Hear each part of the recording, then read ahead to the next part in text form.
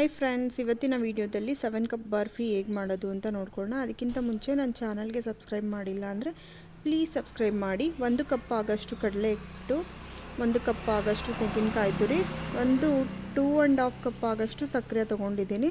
ನೀವು ಬೇಕಾದರೆ 3 cup ಹಾಕೊಬೋದು. 1 cup ಆಗಷ್ಟು ಹಾಲು, 1 ಕಪ್ ಆಗಷ್ಟು ತುಪ್ಪ, ಟೋಟಲಿ 7 ಕಪ್ಸ್ ಆಗುತ್ತೆ.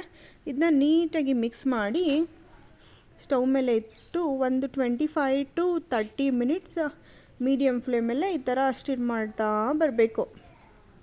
ನೋಡಿ, ಈ ಥರ ನೊರೆ ಬಂದು ತಳ ಬಿಡ್ತು ಅಂದರೆ ಬರ್ಫಿ ರೆಡಿ ಆಗಿದೆ ಅಂತ ಅರ್ಥ. ಇವಾಗ ಒಂದು ತುಪ್ಪ ಸವರಿರೋಂಥ ಪ್ಲೇಟಿಗೆ ಟ್ರಾನ್ಸ್ಫರ್ ಮಾಡಿಕೊಂಡು ಒಂದು 5 ಮಿನಿಟ್ಸ್ ಬಿಟ್ಬಿಡ್ಬೇಕು. 5 to 10 ಮಿನಿಟ್ಸ್ ಬಿಟ್ಟು ಇವಾಗ ಪೀಸಸ್ ಮಾಡ್ಕೊಳ್ಳೋಣ.